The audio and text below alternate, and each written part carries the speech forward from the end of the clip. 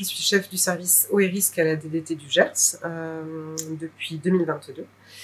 Au sein de mon service, j'ai une collègue qui a eu un accident vasculaire cérébral et qui a été absente entre septembre 2019 et avril 2021, date de sa reprise. Cette collègue est une des cadres du service qui compte à peu près 22 personnes et elle était en charge avant son accident mais aussi depuis, avant un changement de poste qui se profile au début de l'année 2024. Elle est en charge du partage de la ressource et de la gestion des crises sécheresse. Lorsqu'elle a eu son AVC, c'est elle qui avait le plus d'expérience dans le service et durant son absence, les collègues qui étaient alors en poste ont essayé de suppléer à son absence de façon à pouvoir continuer leur activité. À l'occasion de son retour, donc qui s'est fait officiellement en 2021 mais qui avait été anticipé en 2020, son équipe pluridisciplinaire a été intégrée dans le cadre de la réflexion sur la façon de la réintégrer au sein du service de la meilleure des façons, ainsi que ses supérieurs hiérarchiques directs et les assistants sociaux de la structure. Elle-même y était impliquée et tenait à y être, alors même qu'elle découvrait sa nouvelle façon de fonctionner. Il s'est avéré qu'à son retour, la différence majeure avec la personne qu'elle était avant était qu'elle avait des troubles de la mémoire du travail, de la mémoire immédiate, de la difficulté à gérer le bruit, des difficultés également à pouvoir passer d'un sujet à l'autre sans avoir pu anticiper, une organisation nouvelle à mettre en place, et également des douleurs connexes qui pouvaient rendre son quotidien plus compliqué ou qui nécessitaient qu'elle puisse faire des pauses ou avoir des temps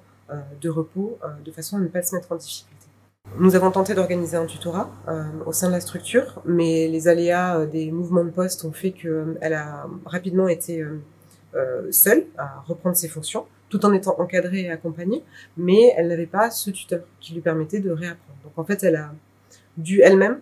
apprendre les missions qui étaient les siennes jusqu'alors, grâce à des documents notamment qu'elle avait rédigés lorsqu'elle était en poste avant son accident. Et durant ce temps-là, parce qu'il y a eu 2 phases à sa reprise de poste, une phase de réappropriation des connaissances, puis une phase de production. Durant la première phase de réappropriation des connaissances, ce sont les collègues qui ont tenté de prendre sur eux le travail qu'elles n'étaient pas alors en capacité de faire ou qu'elles ne pouvaient pas tout simplement assurer. L'intégralité de la collectivité de travail, du fait de l'importance de cette collègue qui est multicompétente et qui avait une place au-delà même de ses compétences techniques au sein du collectif, le bonheur en fait et le soulagement de la voir revenir au sein du collectif avec un handicap qui était invisible a conduit à ce que elle soit réintégrée presque naturellement au sein de l'équipe, mais sans que cette réintégration se fasse avec un accompagnement professionnalisé. Chacun a tenté de s'adapter à la personne qu'elle était, aux besoins qu'elle pouvait exprimer quand elle était consciente de ces besoins-là, et a tenté de pallier aux difficultés qu'elle pouvait rencontrer. Toutefois, ce qu'elle nous a indiqué, c'est qu'avec le recul, à l'occasion de sa prise de son retour, nous avions tenté d'aider la personne qu'elle est, d'aider le fonctionnement sur son poste, mais que par contre, le service lui-même n'avait pas été mis en capacité de la réintégrer, ni elle-même de réintégrer le service. On l'a ciblée sur le poste qu'elle occupait jusqu'alors, on a tenté de trouver des moyens de pallier aux difficultés qu'elle rencontrait, mais par contre, on n'a pas réinterrogé le fonctionnement même de notre service. Et c'est quelque chose qu'on aurait pu faire par l'aide ou l'accompagnement d'un ergonome, c'est quelque chose qu'on aurait pu faire aussi en se repositionnant et en modifiant nos modes de fonctionnement. Et malheureusement, du fait du quotidien, du fait de l'urgence qui semblait être celle d'occuper nos missions au quotidien, c'est quelque chose que nous avons peut-être insuffisamment fait et qu'à l'occasion d'une réorganisation qui est en cours, on interroge directement de façon à pouvoir lui permettre de se projeter sur de nouvelles fonctions avec un nouveau mode de fonctionnement qui sera parfaitement adapté à ses troubles cognitifs actuels. Elle est revenue différente de ce qu'elle était avant son accident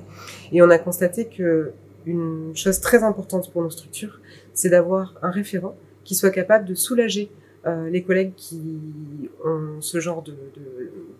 d'accident dans leur vie, qui soit capable de les soulager de tout un tas de choses du quotidien, comme la prise en charge administrative, ou du moins de pouvoir prévenir et anticiper leurs besoins pour pouvoir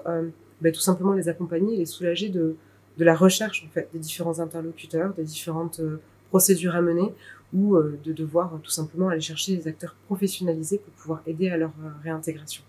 Il nous semble que voilà, un référent handicap avec des fiches de procédure, avec un mode opérationnel à suivre en cas de survenance d'un tel accident serait quelque chose d'aidant, parce que ça éviterait que nous tâtonnions trop à l'occasion du retour d'un collègue et qu'on fasse peser sur lui la charge de cette réintégration. La première étape de notre raisonnement a été de travailler avec cette collègue-là sur les compétences qu'elle peut aujourd'hui ou qu'elle souhaite aujourd'hui mettre en œuvre et la façon dont elle peut le faire. À l'occasion de sa reprise de poste, on a été sensibilisé par une partie de son équipe médicale et d'accompagnement qui nous a été mise à disposition par les différents services du FIP ou de Cap Emploi, de façon à savoir quelles étaient aujourd'hui ses modalités de fonctionnement, ce qu'elle était capable de faire facilement, ce qu'elle était capable de faire moins facilement, et comment nous pourrions y pallier ou en profiter pour pouvoir l'aider à retrouver pleinement ses capacités cognitives. Donc du coup, on est parti de ce constat-là pour voir par ailleurs quelles étaient les compétences techniques dont elle disposait, et nous avons dessiné un poste qui est presque sur mesure et qui réponde par ailleurs aux enjeux du service. Parce qu'il était important pour nous qu'on ne lui donne pas la sensation, alors même qu'elle a des capacités qui sont essentielles, qu'on ne lui donne pas la sensation d'être,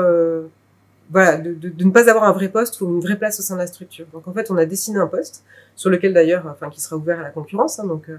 du coup, c'est un poste qui est réellement nécessaire, c'est ce que je veux dire. Et donc du coup, sur lequel elle pourra mettre en œuvre ses compétences. Et pour pouvoir faire ça, on a également des groupes de travail en anticipation qui devront déterminer les bons modes de fonctionnement pour elle, à son quotidien et pour son poste, mais également en interaction avec les autres membres du service. Et cela se fera aussi avec les membres spécialisés de l'équipe qui l'entoure,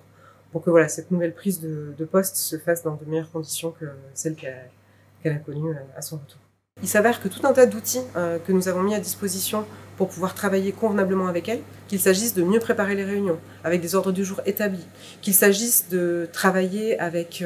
moins de bruit ou de se concentrer sur une seule tâche, finalement le collectif dans son ensemble en bénéficie. Et donc on se rend compte que parce qu'on prend le temps de trouver les bons outils pour intégrer une collègue qui a rencontré une difficulté ou dont les modalités de fonctionnement